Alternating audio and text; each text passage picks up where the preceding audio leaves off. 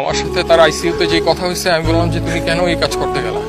বলে আমার বাচ্চারা আমার সামনে সব পুইরা মারা যাচ্ছে, আমি এটা কিভাবে সহ্য করি।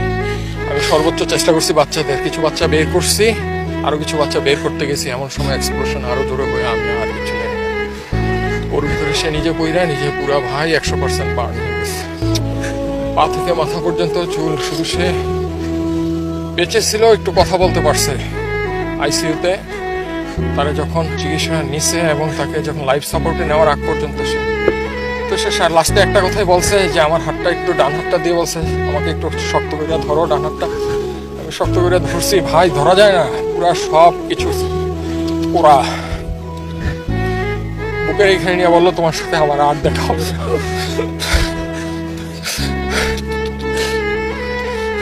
এরপরে ভাই ভেন্টিলেশনে নিয়ে যায়, এর 1-1.5 ঘন্টা পরে কার্ডিয়াক অ্যারেস্ট করে সে পৃথিবী থেকে